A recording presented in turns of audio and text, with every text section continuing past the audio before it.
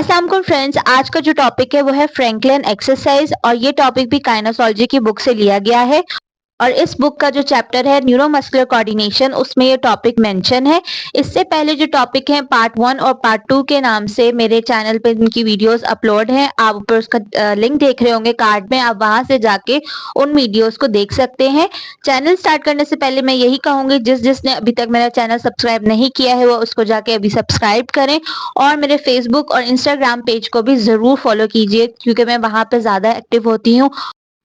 अच्छा, अब हम टॉपिक स्टार्ट करते हैं कि फ्रैंकलिन एक्सरसाइज होता क्या है। अब इन फ्रैंकल एक्सरसाइज को डॉक्टर एच.एस. फ्रैंकल जो थे वो मेडिकल सुपरिटेंडेंट थे स्विट्जरलैंड में। उन्होंने एक स्पेशल स्टडी की थी। क्या स्पेशल स्टडी उन्होंने की थी? ही made a special study of tape डोर्सालिस and device a method of treating of the ataxia which is a prominent symptoms of the disease by means of systemic and graduated exercise। ये इसकी definition भी हो सकती है। अब इसका मतलब क्या है? इसमें बहुत सारे आपको वर्ड्स नजर आ रहे होंगे जो डिफिकल्ट हैं। एक है टेप डोर्सालिस और एक है एटेक्सिया। ठीक है, अब इसका मतलब क्या होता है पहले हम वो देख लेते हैं ताकि हमें डेफिनेशन अच्छे से समझ आ जाए। अब टेप डोर्सालिस होता क्या है? टेप डोर्सालिस का मतलब है degeneration of the dorsal root और column of the spinal cord. अब पहले हमें इसको जानने के लिए स्पाइनल कॉर्ड का स्ट्रक्चर पता होना चाहिए। स्पाइनल कॉर्ड का हमारे पास एक डोर्सल रूट होता है और एक वेंट्रल रूट होता है। डोर्सल रूट से सेंसरी इंफॉर्मेशन आती है, फिर वो ब्रेन को सिग्नल देती है और ब्रेन से हमारे पास मैसेज आता है जो कि वेंट्रल रूट के जरिए हमारे इफेक्टर मसल्स जो होते हैं उन तक पहुंचता है और जो हमारे मसल्स होते हैं वो कॉन्ट्रैक्ट होते हैं। तो इसका मतलब जो डोर्सल रूट है वो हमारे पास 3 तरह के फंक्शन जो होती है सेंस कर रही होती है। एक फाइन टच, वाइब्रेशन, प्रोप्रियोसेप्शन। ठीक है, अब किसी ने आपको टच किया है या वाइब्रेशन अगर आपके हाथ में महसूस हुई है, प्रोप्रियोसेप्शन का मतलब होता है कि आपकी जो बॉडी की पोजीशन है, अगर कोई आपने अपना लिम्ब या आपने अपने हाथ या पाँव को अगर मूव किया है तो वो जो वहां पे रिसेप्टर्स हैं उसको सेंस करेंगे और वो सेंस रिसेप्टर सिग्नल्स ब्रेन तक लेके जाएंगे न्यूरॉन्स के जरिए। ठीक है, डोर्सल रूट जो होता है ये 3 काम करता है। अब टेप डोर्सालिस की वजह से क्या होता है कि डीजनरेशन स्टार्ट हो जाती है डोर्सल रूट की, जिसका मतलब है कि जो पेशेंट है वो ये तीनों चीजें नहीं कर पाएगा और उसके ब्रेन तक वो सिग्नल नहीं जा पाएगा। अब ये होता क्यों है? ये इसलिए होता है कि जो अनट्रीटेड साइफिलिस इन्फेक्शन का नाम है ट्रेपोनीमिया पैलिडियम। अब इसका मतलब है कि जब हम साइफिलिस इन्फेक्शन जो होता है अगर हम उसको ट्रीट ना कर पाए उसकी वजह से टेप डोर्सालिस हो सकता है और उसकी वजह से डीमाइलिनेशन स्टार्ट हो जाती है न्यूरॉन्स के अंदर और जो डोर्सल रूट है वो डीजनरेट होना शुरू हो जाता है। अब हमारा नेक्स्ट वर्ड है एटेक्सिया। एटेक्सिया मतलब विदाउट कोऑर्डिनेशन। अब ये एटेक्सिया जो होता है वो एक सिम्टम्स है, ये डिजीज नहीं है। अब ये किसी भी डिजीज में हो सकता है, जैसे कि स्ट्रोक के पेशेंट्स में, जो पेशेंट्स होते हैं स्ट्रोक के वो कोऑर्डिनेट नहीं कर पाते, जैसे कि उनके जो हाथ हैं, पाँव हैं या स्पीच में बोलने में उनको मसला होता है। उन्होंने बोलना वो चाहते हैं कि वो बोलें लेकिन वो बोल नहीं पाते, या उन्होंने अपना हाथ से कप उठाना है वो हाथ से कप नहीं उठा पाते, वो कहीं उनका हाथ कहीं और चला जाता है। तो इसका मतलब उनकी कोऑर्डिनेशन जो होती है वो खराब हो जाती है, उनका बैलेंस जो है वो डिस्टर्ब हो जाता है। ये होता क्यों है? क्योंकि पुअर मसल कंट्रोल की वजह से मसल्स में जो टोन होती है, स्ट्रेंथ होती है, वो खत्म होना शुरू हो जाती है। अब इसकी वजह से बैलेंस, कोऑर्डिनेशन और उनको चलने में मसला हो सकता है और उनकी ये फिंगर्स में भी हो सकता है, हैंड्स में भी हो सकता है, आर्म्स में, लेग्स में, बॉडी में, स्पीच में, आई में, कहीं पे भी उनकी कोऑर्डिनेशन वो डिस्टर्ब हो सकती है। तो अगर हमने ये वर्ड यूज करना है विदाउट कोऑर्डिनेशन तो उसकी जगह हम मेडिकल टर्म यूज करते हैं एटेक्सिया। अब ये एटेक्सिया जो होता है वो क्यों होता है?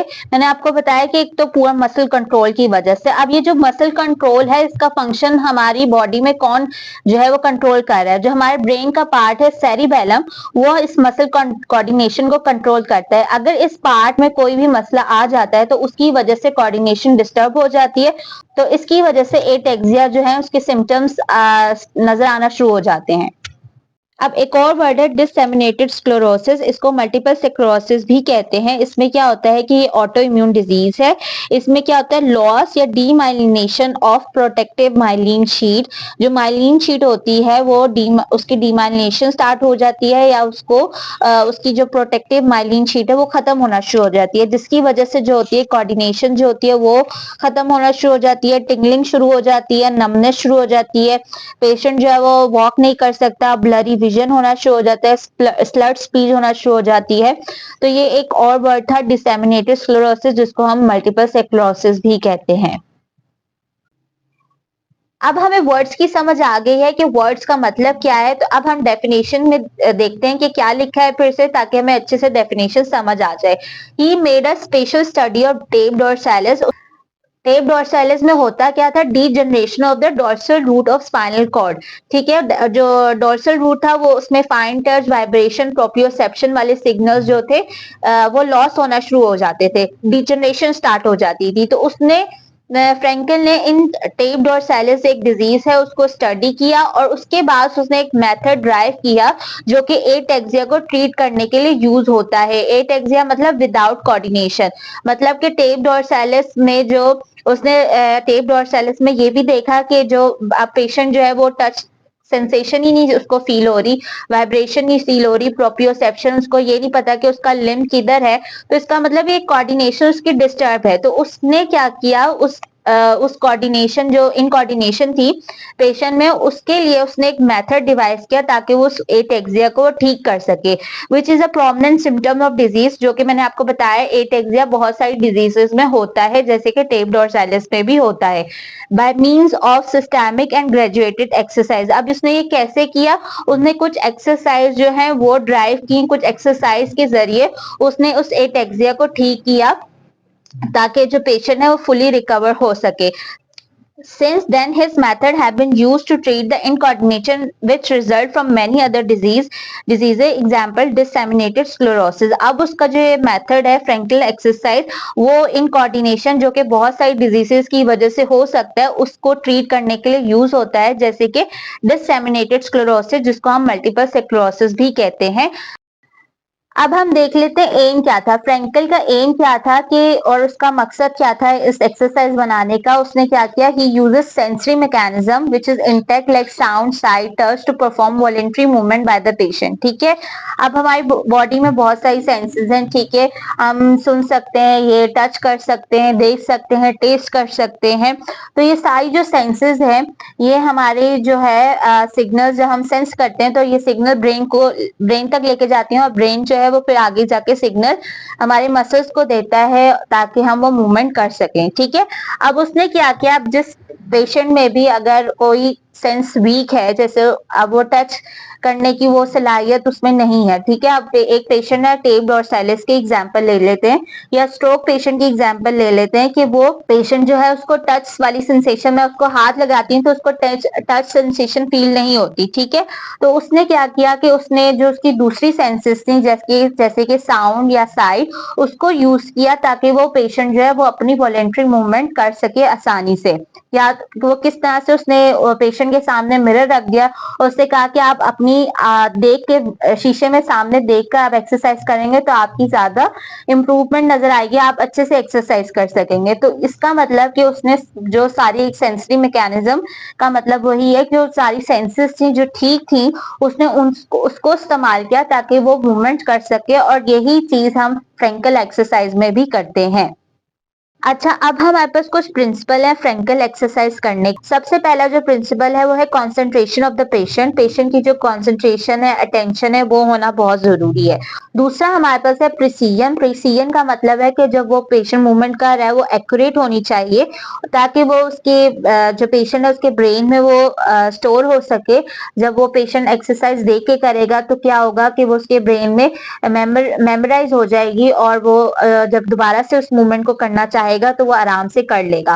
थर्ड है रेपिटेशन। रेपिटेशन में ये क्या है कि जब पेशेंट बार बार एक्सरसाइज करता है तो एक नया पाथवे जनरेट हो जाता है जिसको हम कहते हैं न्यूरोप्लास्टिसिटी। ठीक है, अब पहले जो डैमेज था पार्ट वो तो डैमेज हो गया, वो दोबारा से ठीक नहीं हो सकता, लेकिन जब हम रिपीटिशन करवाते हैं किसी भी मूवमेंट की पेशेंट को तो उससे क्या होता है, एक नया पाथवे जनरेट हो जाता है और पेशेंट जो है वो आसानी से वो मूवमेंट को परफॉर्म कर लेता है। तो ये 3 प्रिंसिपल होना जरूरी है जब भी हम फ्रैंकल एक्सरसाइज करवाते हैं।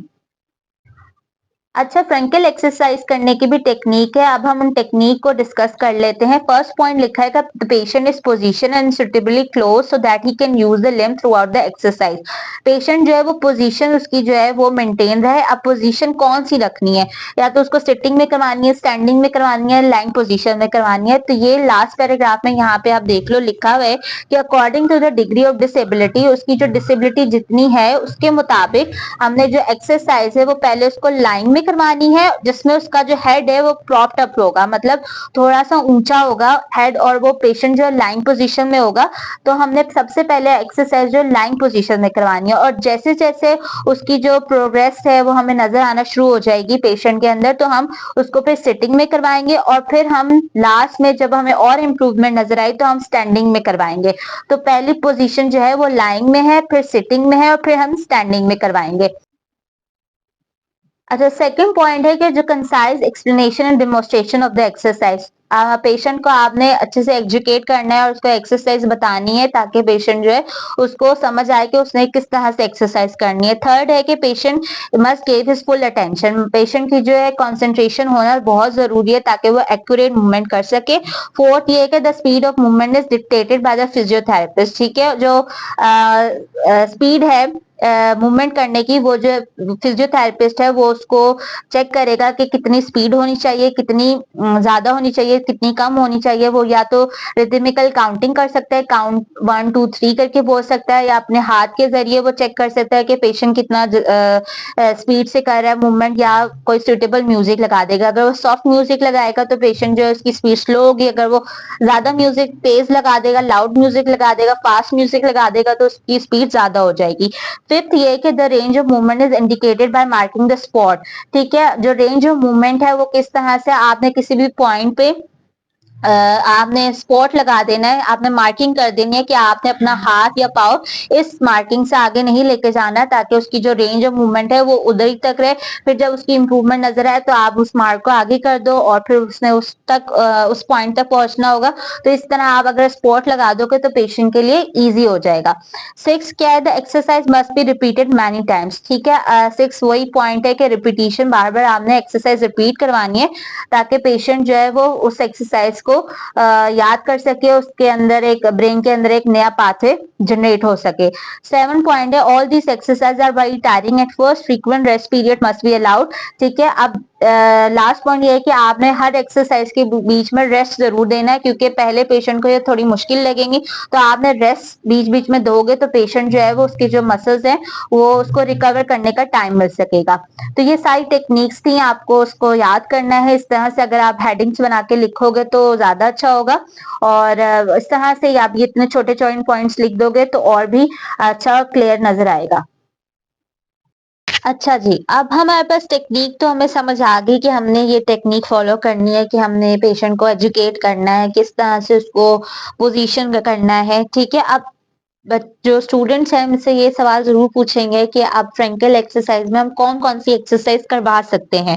तो जो एक्सरसाइज है वो आप कोई भी करवा सकते हो, कोई भी रेंज ऑफ मूवमेंट एक्सरसाइज जो है पेशेंट आसानी से जो कर सके आप वो एक्सरसाइज करवा सकते हो। लेकिन आपने इन टेक्निक के साथ अगर आप उनको उन एक्सरसाइज को करवाओगे तो वो जो है वो फ्रैंकल एक्सरसाइज में ही आएंगी।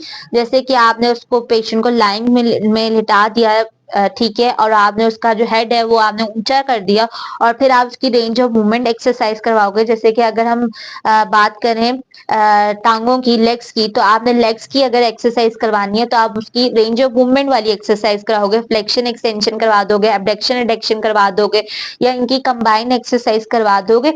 तो ये क्या है कि आप इसको फिर आहिस्ते आहिस्ते इसकी स्पीड बढ़ाते रहोगे, फिर आप एक स्पॉट लगा दोगे, उसकी टांग इतनी एक्सटेंड हो रही थी, इतनी फ्लेक्शन में जाएगी, फिर आपने उससे आगे उसकी रेंज बढ़ानी है, तो आप इस टेक्निक को इस तरह से फॉलो करोगे। अब इसमें कुछ प्रिंसिपल्स और भी हैं जो कि इस बुक में मेंशन नहीं है, जो कि आपको अपनी स्क्रीन पे अभी नजर आ रहे होंगे, कि आपने जो एक्सरसाइज है वो यूनिलेटरल स्टार्ट करनी है और फिर बायलेटरल स्टार्ट करनी है। पहले आपने एक साइड पे करवानी है, फिर आपने दोनों लिम्ब पे स्टार्ट करवा देनी है। फिर दूसरा पॉइंट है कि आपने पहले एक्सरसाइज जो है वो फास्ट करवानी है, और फिर आपने मूवमेंट स्लो कर देनी है, क्योंकि जो फास्ट मूवमेंट एक्सरसाइज होती है उसमें जो होता है वो कंट्रोल लेस होता है। उसमें जो कंट्रोल होता है वो पेशेंट का जो होता है वो बहुत कम होता है, ठीक है। अब हम तेज-तेज अगर हम भाग रहे हैं तो हमारी जो बॉडी है उसको कंट्रोल नहीं कर पाएगी, ठीक है। अब उसका जो कंट्रोल है वो कम होगा तो इसलिए हमने फास्ट पहले मूवमेंट करानी है, फिर आहिस्ता-आहिस्ता पेशेंट को स्लो मूवमेंट की तरफ लेके जानी है ताकि वो उसको कंट्रोल कर सके। उसमें हाई कंट्रोल होता है, उसमें कंट्रोल की बहुत ज़रूरत होती है जब हम स्लो मूवमेंट करवाते हैं। उसमें हर एक मसल जो है वो आराम-आराम से उसकी हमने एक्सरसाइज करवानी है। फिर थर्ड पॉइंट है कि हमने प्रॉक्सिमल स्टार्ट करना है एंड देन फिर डिस्टल जॉइंट्स पे आना है, ठीक है। फिर हम अगला पॉइंट है कि पहले सिमेट्रिकल स्टार्ट करना है, फिर एसिमेट्रिकल मूवमेंट्स करवानी है, और लास्ट पॉइंट ये है कि जो पेशेंट है वो मूवमेंट जब कर रहा हो तो वो उस मूवमेंट को देख सके, और उसको आपने वर्बली भी मोटिवेट करना है कि वो किस तरह से मूवमेंट कर रहा है, और किस तरह से आपने उसको बार बार कहना है कि आप कर सकते हो और इस तरह से एक्सरसाइज करनी है, और आप उसको बताओ कि आपकी एक्सरसाइज बिल्कुल ठीक जा रही है, और बार-बार मोटिवेट करोगे तो उसकी जो एक्सरसाइज की जो इम्प्रूवमेंट है वो आपको नज़र आना शुरू हो जाएगी। अच्छा, अब इन एक्सरसाइज जो है फ्रैंकल एक्सरसाइज से होगा क्या? जो हम एक्सरसाइज क्यों करवाएँगे फ्रैंकल एक्सरसाइज? हम इसलिए करवाएँगे कि पेशेंट के अगर कोऑर्डिनेशन का मसला है, तो वो कोऑर्डिनेशन ठीक हो सके। जैसे कि मैंने आपको पहले बताया था, एटेक्सिया को इम्प्रूव करने के लिए एक्सरसाइज होती है। दूसरा बैलेंस, वो भी इसमें भी आ जाता है। तीसरा कि ये बॉडी अवेयरनेस जो है, जैसे कि प्रोप्रियोसेप्शन पेशेंट का, उसको इम्प्रूव करने के लिए हम यूज़ कर सकते हैं। पोस्चरल अवेयरनेस के लिए हम यूज़ कर सकते हैं, और सिलेक्टिव मूवमेंट जो पेशेंट नहीं कर पा रहा उसको इम्प्रूव करने के लिए हम ये फ्रैंकल एक्सरसाइज कर सकते हैं। ज़्यादातर हम कोऑर्डिनेशन और बैलेंस को इम्प्रूव करने के लिए एक्सरसाइज करते हैं, ताकि उसका जो पेशेंट का कोऑर्डिनेशन है, जैसे कि स्ट्रोक पेशेंट में और मल्टीपल स्क्लेरोसिस वाले पेशेंट्स में, तो उन पेशेंट्स में हम ये वाली एक्सरसाइज परफॉर्म करवाते हैं। अब जो है हमने टेक्निक बता दी किस तरह से करने, प्रिंसिपल बता दिया, ठीक है। अब पेशेंट जो है वो एक्सरसाइज कर रहा है, आहिस्ता-आहिस्ता हमें पेशेंट में इम्प्रूवमेंट नज़र आई है, तो अब हमने उसको प्रोग्रेस कैसे करना है, उसकी हेडिंग है प्रोग्रेशन। तो प्रोग्रेशन में हमने क्या करना है, सबसे पहला पॉइंट है कि जो स्पीड है वो हम चेंज कर देंगे। अगर वो पहले फास्ट स्पीड पे कर रहा था, जैसे मैंने आपको पहले बताया कि फास्ट मूवमेंट करानी है और फिर स्लो मूवमेंट की तरफ आनी है, तो हम उसको आहिस्ता-आहिस्ता स्लो मूवमेंट की तरफ लेकर आएंगे। उसकी रेंज जो है, हम उसकी रेंज को बढ़ा देंगे, स्पॉट हम और कहीं दूर लगा देंगे ताकि वो उसकी तरफ पहुंच सके। कम्प्लेक्सिटी ऑफ द एक्सरसाइज को और थोड़ा चैलेंजिंग बना देंगे ताकि पेशेंट जो है वो उसको और अच्छे से कर सके। दूसरा पॉइंट है कि हमने स्लो मूवमेंट करवानी है, क्योंकि उसमें कंट्रोल ज्यादा चाहिए होता है, और पहले हम फास्ट मूवमेंट कराएंगे क्योंकि उसमें लेस कंट्रोल चाहिए, और स्लो मूवमेंट में हाई कंट्रोल चाहिए। तो हम जब इम्प्रूवमेंट नजर आएगी तो हम उसको स्लो मूवमेंट की तरफ लेकर आएंगे। इसी तरह हमने पेशेंट को कमांड करनी है कि स्टार्ट करना कब है, कब स्टॉप करना है, ताकि वो हमारे जब हम उसको कमांड दे तो उसके जरिए वो एक्सरसाइज को कंट्रोल कर सके। और फिर वाइड रेंज में करना है और प्रिमिटिव मूवमेंट्स करनी है। प्रिमिटिव मूवमेंट्स मतलब जो वो पहले कर रहा था एक्सरसाइज, जब जो कि अब वो नहीं कर पा रहा, तो हमने वही वाली मूवमेंट्स करवानी है, जैसे रोजमर्रा की जो होती हैं, जैसे ग्लास पकड़ के पानी पीना। अगर हम वो मूवमेंट्स रिपीटिवली करवाएं तो पेशेंट में जो है इम्प्रूवमेंट के चांसेस ज्यादा होते हैं। फिर लार्ज जॉइंट जो है हमने वो यूज करवाने, और sequence of the movement use करने के एक सीक्वेंस में हमने मूवमेंट कराने। ये नहीं कि पहले हमने जो है एल्बो की मूवमेंट करवा दी और फिर हमने रिस्ट की करवा दी और फिर शोल्डर की, इस तरह से नहीं करवाना। मैंने आपको पहले बताया कि हमने पहले प्रॉक्सिमल ज्वाइंट को यूज करना है, जैसे कि शोल्डर, फिर हमने डिस्टल की तरफ आना है, फिर एल्बो की तरफ आना है, और फिर हमने रिस्ट की तरफ आना है। इस तरह से सीक्वेंस वाइज मूवमेंट करवानी है। फिर हमारे पास जो है all exercise are repeated to a rhythmic count और टू द सुटेबल म्यूजिक, और जो एक्सरसाइज है हमने बार बार उसको रिपीट करवाना है काउंटिंग के जरिए। कोई हम म्यूजिक लगा देंगे ताकि वो पेशेंट जो है उसको एंजॉय होके भी करे, और इसकी जो इम्प्रूवमेंट है वो भी हमें नजर आना शुरू हो जाए इन एक्सरसाइज के जरिए। अच्छा, अब हम बात कर लेते हैं एग्जाम्पल ऑफ फ्रैंकल एक्सरसाइज। इस बुक में सिर्फ लेग्स और आर्म की एक्सरसाइज बताई गई है, क्योंकि मोस्टली जो होती है इनकी कोऑर्डिनेशन और बैलेंस जो होते हैं वो डिस्टर्ब होते हैं। इनमें ही एटेक्सिया हमें लोअर लिम्स और अपर लिम्ब में देखने को मिलते हैं, लेकिन हम स्पीच में भी हमारी जो होती है उसकी भी कोऑर्डिनेशन खराब हो जाती है, आइस की कोऑर्डिनेशन खराब हो जाती है, तो उसके लिए डिफरेंट एक्सरसाइज होती हैं। तो अभी इस बुक में हम लेग्स की एक्सरसाइज देखेंगे, और उसके बाद हम आर्म्स की देखेंगे, और फिर जो लेग्स की है, पहले इस तरह से इन्होंने एक्सरसाइज को बताया गया है कि पहले लेग्स को लाइंग पोजीशन में उन्होंने बताया कि किस तरह से एक्सरसाइज करनी है, फिर उन्होंने बताया सिटिंग पोजीशन में किस तरह से एक्सरसाइज करनी है और फिर स्टैंडिंग पोजीशन में किस तरह से एक्सरसाइज करनी है आर्म्स की और लेग्स की। तो अब मैं आप लोग को बताती हूँ कि आपने इस एक्सरसाइज को परफॉर्म कैसे करना है।